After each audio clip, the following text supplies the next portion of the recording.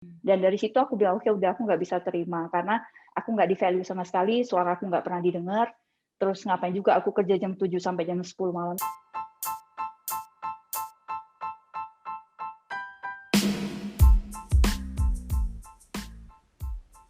Hai semuanya, kembali lagi di Ngobrol You Moms Podcast dengan Ruli dan Dina.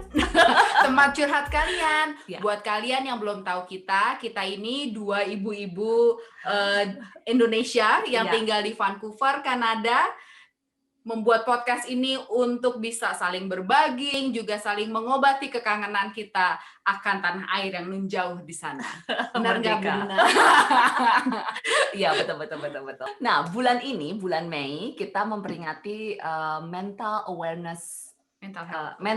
Health Awareness Month. Kita mengumpulkan berbagai cerita tentang mental health yang kita pikir itu adalah sesuatu yang sudah tidak tabu lagi, dan kita kayaknya perlu deh kita untuk bisa membicarakan tentang masalah mental health. Nah, masih ngomongin masalah mental health lagi, hari ini kita kedatangan tamu kita diimport dari tetangga sebelahnya Kanada, yaitu Amerika Serikat. BTW, Amerika Serikat dan Kanada itu beda ya, dua negara yang berbeda. Oke, kita welcome Natalia. Selamat datang, thank you sudah mau main-main, dalam tanda petik ya, main-main dan curhat di tempat kita. Boleh teman-teman yang belum tahu tentang Natalia ini adalah seorang fotografer temannya Dina yang ada di yang tinggalnya di bukan Kanada, tapi ada di Washington. Sebenarnya cuma 4 jam aja sih dari sini, cuman karena restriction kita masih belum bisa bertatap muka. Anyways, Natalia, boleh nggak cerita sedikit aja tentang kamu? Siapa kamu? Dan kamu gimana ceritanya bisa terdampar di Washington itu loh, dari Surabaya kan, sama kayak aku.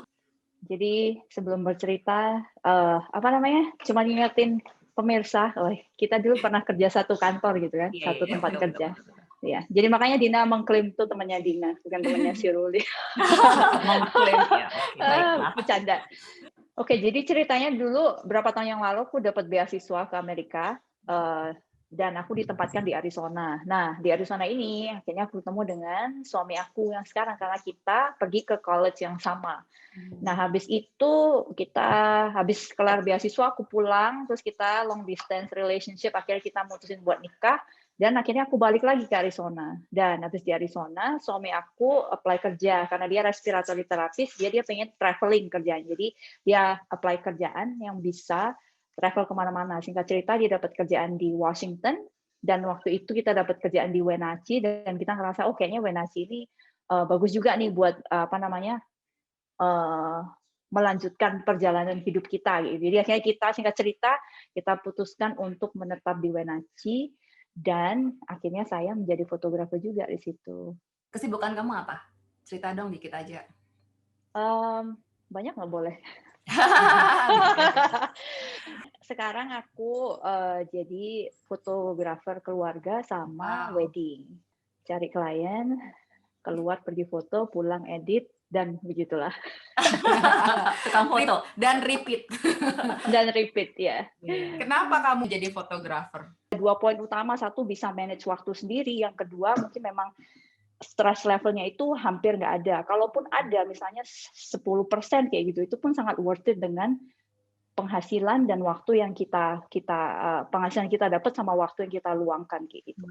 Kalau tadi kamu ngomong soal stress level, berarti kan kamu pernah ada di posisi pekerjaan sebelumnya yang mungkin kamu stres banget. Pernah nggak kamu mengalami stres di tempat kerja? Pernah banget. Jadi kebetulan sehubungan dengan topik podcast kalian bulan ini, yaitu mental health awareness. Jadi ada satu pengalaman yang betul-betul mengubah pribadi aku kayak gitu. Jadi waktu itu aku kerja di sebuah perusahaan di pabrik. Awalnya namanya kita baru kerja, biasanya kita nggak tahu ya apa yang terjadi seputaran tempat kerja. Nah, semakin lama aku kerja, semakin tahu kalau di pabrik ini tuh banyak banget politiknya. Nah, Di satu titik waktu itu udah sekitar 1,5 tahun, 2 manajer aku keluar, 1 pindah ke Jakarta, yang 1 memang keluar karena udah nggak tahan sama company ini, kayak gitu. Nah, karena waktu itu aku nggak punya pekerjaan lain, jadi mau nggak mau udahlah sementara bertahan di sana. Nah, di company ini kebetulan semua kepala departemennya itu cowok, kayak gitu. Dan aku satu-satunya, aku waktu bukan kepala departemen, jadi waktu manajer aku keluar, aku tinggal sendirian kan di situ sebagai staff marketingnya mereka. Nah, karena perusahaan ini nggak mau hire orang baru atau mereka belum dapat marketing manager yang baru, akhirnya mereka angkat aku sebagai kepala bagian. Jadi kepala bagian ini masih di bawah manajer. Nah, singkat cerita, aku udah mulai tahu ada hal-hal yang nggak benar yang terjadi di dalam pabrik, dan akhirnya aku sempat buka suara di satu meeting gitu, namanya meeting weekly meeting, di mana semua kepala departemen, direktur sama bukan owner sih ya, direktur sama semua kepala departemen meeting kayak gitu. Dan akhirnya aku buka suara, bilang kenapa ini kok sampai ada kejadian A, kejadian B, kejadian C. Nah, karena mereka sepertinya merasa bahwa itu yang mereka lakukan kayak gitu, jadi akhirnya mereka berusaha mengelak. Nah, cara mengelak mereka itu berujung dengan dikeluarkannya aku dari meeting mingguan. Jadi setiap kali mereka ada meeting, mereka nggak pernah mengundang aku untuk ikut di meeting mingguan. Padahal harusnya aku ada di sana karena departemen marketing ini tidak punya siapa-siapa yang menghandle keseluruhan departemen kecuali aku kayak gitu. Nah, dari sana aku sempat kerja selama mungkin 2-3 bulan. Itu jam kerja aku tuh harusnya jam 7 pagi sampai jam 4 sore. Nah, karena nggak ada manajer, account yang aku handle itu banyak, dan kebetulan semua account-nya adalah account luar negeri, dan aku harus kerja dari jam 7 dan baru selesai jam 10 malam. Jadi itu selama 2-3 bulan kayak gitu. Jadi aku nggak punya social life, nggak punya kehidupan di luar lingkungan kerja, karena mau nggak mau Senin sampai Jumat itu harus berangkat dari rumah jam 6, pulang sampai rumah sekitar jam 11. Gitu. Berapa lama kamu bertahan di kantor itu? Jadi sejak manajer aku keluar itu, aku mentok cuma 6 bulan. Kayak. 3 bulan pertama yang aku stres banget, dan itu dengan catatan mereka tuh cuma naikin pangkat, tapi nggak naikin gaji. Jadi gaji aku tuh tetap gaji staff, tapi kerjaan aku kerjaan manajer kayak gitu. Nah, terus setelah 3 bulan, singkat cerita, jadi company ini kan ada namanya, pokoknya kayak ada 2 direktur. Jadi yang satu direkturnya orang bule, yang satunya orang Indo. Nah, aku cerita jadi 3 bulan setelah manajer aku resign, karena aku harus kerja jam 7 sampai jam 10 malam, akhirnya aku bilang sama dia, aku nggak bisa nih kerja kayak gini, aku mending berhenti aja gitu. Nah, si bos aku yang bule ini udah tahu kalau company ini udah busuk kayak gitu, cuman dia pikir ya udahlah, dia kan juga mau retire kan, jadi dia pikirnya udahlah setahun 2 tahun lagi juga gua tutup mata tutup telinga bodo amat, yang penting bisa tetap kerja gitu. Terus dia bilang udahlah, aku bantu kamu, aku support, aku naikin gaji, ntar kita cari jalan keluar bareng gitu. Ya udah, aku iyain, aku nggak jadi resign. Tapi itu cuma bertahan sampai 3 bulan berikutnya, karena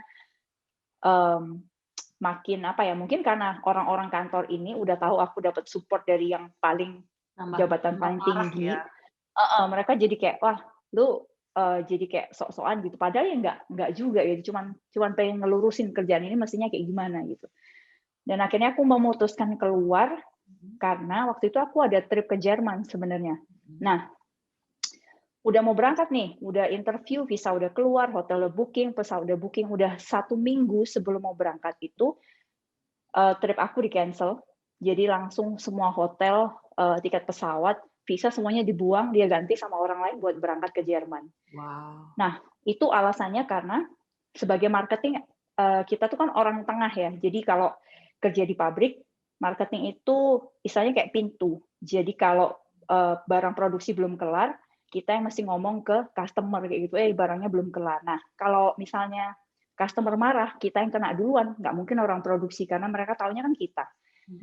Jadi, waktu itu mau berangkat ke Jerman tuh bulan Januari karena ada pameran, bulan Desember kan libur Natal.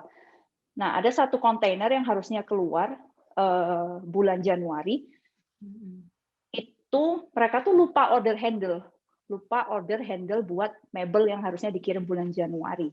Sedangkan handle ini mereka pesennya dari Cina. Dan kalau pesan dari Cina datangnya 1 bulan sampai 1,5 bulan. Nah, otomatis waktu aku masuk bulan Januari, mereka bilang, tanggal 15 kontainer harus keluar, dia bilang, oh iya Mbak, aku lupa nggak pesen handle, kayak gitu. Otomatis yang dimaki-maki customer kan aku. Nah, karena udah stres tingkat dewa itu tadi, akhirnya aku bilang ke kepala purchasing-nya, aku bilang pakai bahasa Inggris F you, kayak gitu. Maksudnya lu kerja yang benar gitu, jangan taruh muka aku ini dibuat dijelek-jelekin sama customer gitu. Nah, karena masalah itu dia nggak terima, aku dibawa ke misalnya dia ngadu ke direktur lokalnya, terus aku ditanya, terus mau kamu apa gitu. Bilang ya udah kalau company ini nggak bisa bantu aku untuk berubah kayak gitu, ya aku akan mengundurkan diri. Udah langsung deh, bilang ya udah silahkan kalau mau mengundurkan diri, trip kamu ke Jerman langsung di cancel hari itu juga, langsung di cancel hari itu juga. Dan dari situ aku bilang oke, udah aku nggak bisa terima karena aku nggak di value sama sekali, suara aku nggak pernah didengar. Terus ngapain juga aku kerja jam 7 sampai jam 10 malam tuh bener-bener udah apa ya, istilahnya dibilang stres tuh udah overload banget kayak gitu. Nah, dari situ alasan aku akhirnya bener-bener resign. Jadi sejak hari itu seminggu kemudian kayaknya aku langsung cabut dari company. Dan itu kamu keluar, itu gimana kamu menjadi, maksudnya ketika kamu keluar dari toxic situasi itu, situasi yang amat sangat toxic sekali buat kamu, itu menjadikan kamu orang yang kayak apa? Jadi karena waktu itu aku mesti berjuang sendiri kan. Jadi akhirnya kan aku harus berusaha membela diri sendiri. Jadi kayak mengutarakan apa yang aku pikirkan dan segala macam. Dan akhirnya karena stres yang berlebihan, jadi aku tuh orangnya gampang banget marah kayak gitu. Jadi kalau misalnya ada order salah dikit aja gitu, jadi kan aku punya kayak asisten gitu ya. Si asisten ini yang ngebikinin PO, purchase order. Jadi begitu ada salah satu huruf gitu aja, aku udah marahnya tuh berlebihan banget. Jadi sampai bilang, lu goblok banget sih, gini aja nggak bisa kayak gitu. Nah, dari sana akhirnya itu kebawa ke kehidupan pribadi. Jadi kalau misalnya aku lagi hangout sama teman kayak gitu, terus si teman lagi curhat nih, lagi panas nih ceritanya, ngomongin sesuatu yang dia juga lagi emosi atau lagi kecewa atau apa, aku tuh akhirnya memberikan solusi, memberikan pendapat tuh kayak ya iya lu bego banget jadi orang gini. Jadi itu kebawa. Jadi kayak aku tuh jadi orang yang sangat pemarah untuk hal-hal yang bahkan yang jadi untuk hal-hal yang sangat nggak penting pun itu akhirnya aku kebawa emosi kayak gampang banget lah gitu. Istilahnya kalau orang Surabaya bilang tuh senggol bacok, senggol dikit aja udah meledak gitu. Ya itu kelihatannya sih itu akibat trauma ya. Biasa kan orang yang trauma itu kan orangnya reaktif. Jadi karena aku nggak punya tempat buat menyalurkan unek-unek kan, jadi akhirnya kayak unek-unek di tempat kerja, kalau mau disampaikan di rumah juga, ya orang rumah mana tahu kayak gitu juga kan. Terus disambungin ke teman juga mereka juga yang nggak bekerja di bidang yang sama, jadi akhirnya mereka juga nggak punya bayangan gimana sih namanya jadi marketing di company yang seperti ini. Kayak gitu. Bener sih, dan juga aku bisa bayangin sih, maksudnya di culture-nya kita, maksudnya nggak setiap orang punya respon yang sama ya, tapi kebanyakan di culture-nya kita itu perasaan kita itu diminish gitu. Ketika kita maunya curhat ke keluarga atau apa, aduh kamu sensitif deh, kamu itu lebay gitu aja ya, tuh kerjaan aja nggak usah didengerin. Tapi kan nggak segampang itu kan, maksudnya karena kamu itu sudah secara nggak sadar kamu tuh ada di lingkungan yang sangat amat abusive, meskipun itu bukan relationship yang ini ya, tapi itu pretty abusive sih menurut aku. Iya benar. Ada ininya nggak, titik baliknya nggak? Jadi titik baliknya itu kebetulan dari kerjaan yang di Sidoarjo itu aku sempat istilahnya di hire sama salah satu customer yang mereka punya kantor di Bali. Nah akhirnya aku iyain buat datang ke Bali kayak gitu, dan di sana aku nemu komunitas baru. Jadi di luar komunitas pekerjaan aku punya komunitas lain ini. Nah, waktu aku join komunitas ini ya awalnya mereka juga kayak, ini orang ngapain sih kok dikit-dikit marah, dikit-dikit sensi gitu. Terus sampai satu titik pernah ada kejadian, jadi teman aku ini suka ganti-ganti jadwal. Jadi kayak oh ya sebentar bilang A, sebentar bilang B, sebentar nggak jadi, sebentar jadi. Nah, malam itu aku udah nggak tahan banget, akhirnya aku sampai bentak dia di restoran. Jadi aku ngomong sama dia tuh, sampai dia tuh nangis di restoran itu, sampai bilang, aduh C, jangan kayak gitu dong. Sama bilang, ya iya, gimana, gini-gini. Akhirnya itu yang membuka mata. Jadi waktu itu kita perginya barengan, kayak berlima, kayak gitu. Jadi aku marah ke salah satu orang, dan akhirnya yang sisanya tuh mikir, wah, si Natalie kok gitu, segitunya banget gitu kan. Padahal kalau ada orang yang ganti-ganti jadwal atau berubah pikir, ya udahlah wajar gitu kan. Lagian kita juga keluarnya buat lagi seneng-seneng gitu, bukan sesuatu yang serius. Nah, dari sana akhirnya aku diajak ngomong sama salah satu orang di komunitas aku ini. Dia nanya, kamu kenapa sih kok hal kecil itu aja bisa jadi gede segala macam. Dan dia bilang, kayaknya ada sesuatu yang salah sama kamu. Itu kenapa? Dia bilang gitu. Nah, akhirnya karena aku lumayan percaya sama komunitas ini, aku mulai terbuka sama mereka, aku mulai cerita, dan awalnya dari satu orang ini aku bisa cerita ke semua orang yang waktu itu datang ke restoran yang sama. Aku cerita, aku bilang pengalaman pekerjaan aku itu, terus gimana, singkat ceritanya gimana aku sampai bisa ke Bali dan segala macam. Dan dari sana salah satu teman ini bilang, ya udah gini aja, kamu coba deh kalau tiap kali kamu ngerasa mulai emosi kayak gitu, coba kamu tarik nafas, kamu diem, terus bolehlah kamu marah, nggak apa-apa sesekali. Tapi setelah kamu marah, coba kamu tanya sama diri kamu sendiri gitu. Kamu uraikan, kenapa sih kamu marah sama hal A, kenapa kamu marah sama hal B, terus kenapa kamu bisa merasakan itu tuh, kamu keluarin semuanya. Bila perlu kamu tulis kayak gitu, kamu tulis apa sih yang bikin kamu marah kayak gitu. Nah, kalau udah begitu kamu udah kelar marah, kamu ya udahlah, kamu renungin sendiri, kamu baca lagi apa yang kamu tulis, atau kamu ingat-ingat kenapa kamu bisa sampai semarah itu dan segala macamnya. Dan aku ikutin sih saran dia dari satu langkah ke langkah lainnya. Terus akhirnya dia bilang, nih aku kasih ada 2 orang teman nih kayaknya punya permasalahan yang sama. Masalahnya tuh di emosi yang meledak-ledak. Tapi mereka berdua juga nggak tahu asal muasalnya dari mana kayak gitu. Nah akhirnya karena aku mulai berteman dekat sama yang 2 orang ini, akhirnya kita bilang, ya udah gini aja, kalau kita udah mulai marah, kita udah mulai ada emosi yang nggak yang berlebihan gitu, kita langsung kontak kayak gitu, langsung SMS atau telepon. Dan kita sempat lakukan itu banyak kali, otomatis karena namanya healing itu nggak cuma 1-2 kali, nggak semudah membalikkan telapak tangan, cuman karena kita mau berkomitmen, ya udahlah kita mau cari tahu kenapa sih kita itu marah kayak gitu. Jadi akhirnya aku nemu 2 orang ini plus komunitas aku yang tadi, jadi akhirnya kita saling support. Kalau kita mulai marah, itu kita mulai ngingetin, oh jangan marah, wah coba dipikir kamu marahnya kenapa. Akhirnya dari hal-hal yang kalau di logika itu kayaknya nggak penting, tapi akhirnya kita menemukan kayak gitu, oh ternyata kita tuh marahnya ini, marahnya itu. Dan setelah kita sering belajar menguraikan kemarahan itu, akhirnya kita nemu satu cara, oh ya udah berarti ini nih caranya mengurangi emosi yang berlebihan. Terus di satu titik ketemulah kalau di antara 3 orang yang pemarah ini, aku menemukan alasan kenapa aku marah sampai segitunya. Terus dari sana aku belajar, ya udahlah masa lalu ya sudah masa lalu kayak gitu, berusaha memaafkan diri sendiri, yang sama selalu menyalahkan diri sendiri kayak kamu tuh goblok banget, dulu tuh kok kenapa harus begini, harus begitu. Jadi akhirnya aku berusaha memaafkan diriku sendiri sambil memaafkan orang lain yang aku anggap mereka menyebabkan aku sampai aku tuh separah itu emosinya kayak gitu. Dan dari sana ya udah kita tetap saling support, dan kita juga akhirnya bisa belajar menjadi tempat curhatan teman-teman lain yang punya masalah sejenis lah kayak gitu.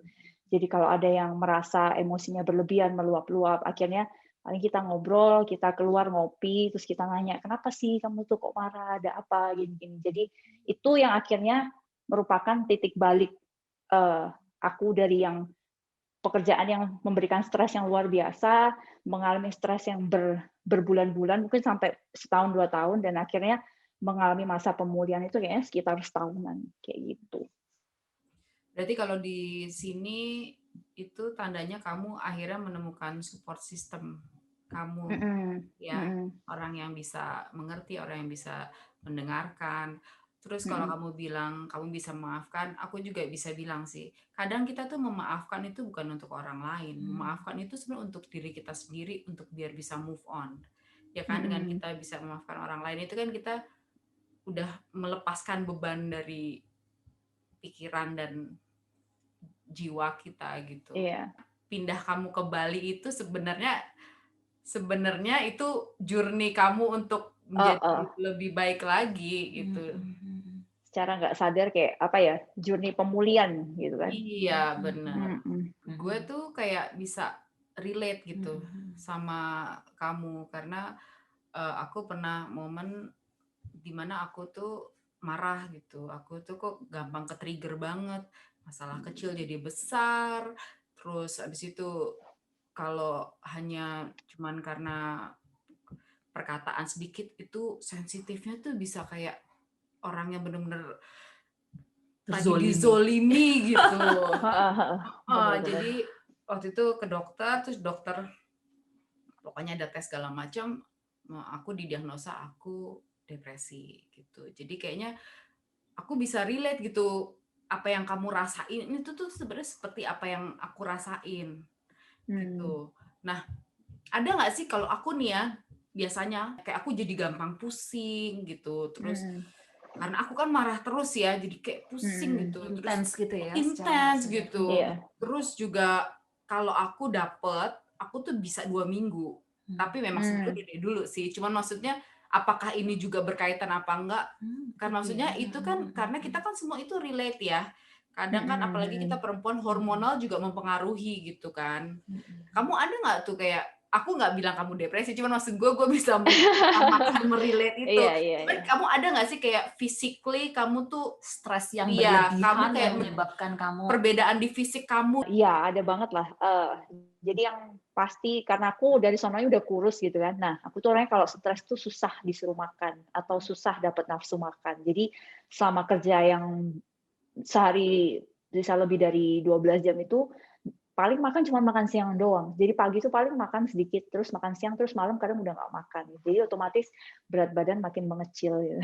Tambah kurus. Terus yang kedua, kayaknya yang paling parah tuh waktu itu sempet nggak main selama 3 bulan, saking stresnya. Cuman waktu itu aku mikirnya, ya paling biasa lah, mungkin orang kurus ya emang kayak begini gitu. Jadi waktu itu aku benar-benar nggak ada pikiran bahwa itu yang namanya tanda-tanda depresi atau tanda-tanda stres yang sangat berlebihan. Jadi aku cuma menganggap bahwa itu udah terlalu, misalnya too much kayak gitu. Udah itu doang yang ada di pikiranku, makanya aku memutuskan untuk keluar. Tapi karena sekarang ingat kalian sudah membawakan beberapa topik mental health awareness selama sebulanan ini, jadi mereka benar juga ya, berarti waktu itu kayaknya bisa dibilang aku tuh depresi, cuman aku nggak tahu kayak gitu. Dan karena nggak ada orang yang bisa mengerti atau orang yang mengingatkan aku kalau kamu tuh udah di ujung depresi atau kamu tuh udah benar-benar depresi kayak gitu. Karena memang term depresi itu kalau di Indonesia kan masih negatif ya. konotasinya gitu.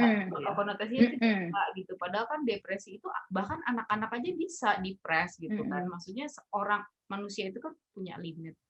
Jadi memang kita tuh harus dibiasakan untuk, maksudnya untuk saling peduli dengan teman, dengan keluarga itu dengan tidak menjudge-nya kayak, "Oh, lu manja banget sih, lu nggak bisa." Itu tuh sebenarnya salah satu yang bikin kita juga jadi nggak bisa open, kayak gue kayaknya I'm not myself gitu kan.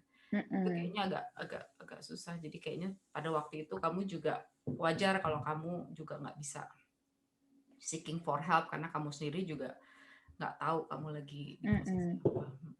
Wow, itu maksudnya kamu itu, aku thank you ya buat sharing pengalaman kamu. Kadang-kadang kita nggak aware ya. Kadang-kadang kita mikir ya masalah trauma, masalah depresi, masalah anxiety itu tuh sesuatu yang maksudnya selama ini kita pikir itu tentang hormon. Yang kedua tentang hubungan, tapi hubungan yang ini ya, maksudnya kayak trauma masa kecil atau apalah itu ya, atau trauma dengan hubungan dengan pasangan, di keluarga dan lain sebagainya. Tapi ternyata ada juga bentuk-bentuk, maksudnya bentuk-bentuk tekanan atau trauma dalam tanda petik ya, atau abuse yang kita bisa sebenarnya itu bisa terjadi di lingkungan kerja. Mungkin bukan secara fisik, kita nggak nyadarin itu. Jadi kalau kamu kerja sampai berjam-jam lebih dari 12 jam dan kamu secara manusia tuh nggak dihargai. Padahal kan itu tuh human kebutuhan manusia yang amat sangat mendasar itu ketika kita itu dimanusiakan diapresiasi ya, atau dihargai, di value. Kalau itu sudah value-nya aja nggak ada, dan selain itu tenaga kamu di abuse, itu kan itu ternyata juga bisa menyebabkan depresi. Atau ya nggak tahu sih, maksudnya kita nggak bisa menganalisa kamu depresi atau enggak, tapi at some point kamu secara general memang bisa menyebabkan depresi. Iya, secara general bisa menyebabkan depresi ke orang-orang tertentu, atau paling nggak stres yang amat sangat berlebihan yang bisa menyebabkan gangguan fisik juga, apapun itu ya. Dan we are so glad that kamu bisa menemukan komunitas yang bisa. Jadi penting ya, balik lagi ya, support system itu amat sangat penting. Dari benang merahnya, dari cerita-cerita dari kita awal itu, sama si Ruli, dengan beberapa orang, dengan kitanya sendiri, kita ngerasa betapa pentingnya itu support system. Di mana yang kita bisa di-value, satu. Yang kedua, bisa being vulnerable. Ketika kita jadi dirinya kita sendiri, kita ngomong, aku marah karena ini, dan lain sebagainya, itu didengarkan.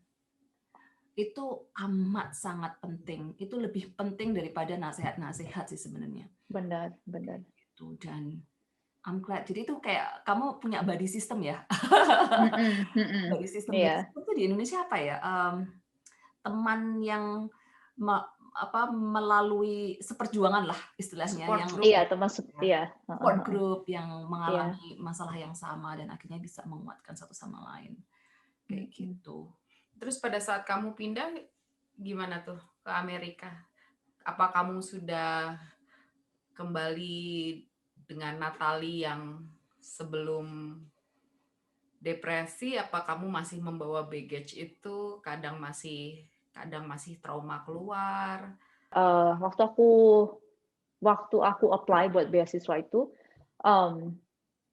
aku udah nggak marah-marah yang kayak si Natalie yang sebelum depresi itu kayak gitu. Jadi aku udah lebih bisa melihat suatu kondisi itu kayak dari beberapa sudut pandang kayak gitu. Misalnya aku marah, oke, aku marahnya karena A, tapi belum tentu kalau orang lain tuh yang buat aku marah kayak gitu. Bisa jadi itu cuman aku aja yang terlalu reaktif kayak gitu. Jadi akhirnya aku kayak kasih waktu sejenak untuk berpikir sebelum mengeluarkan emosi.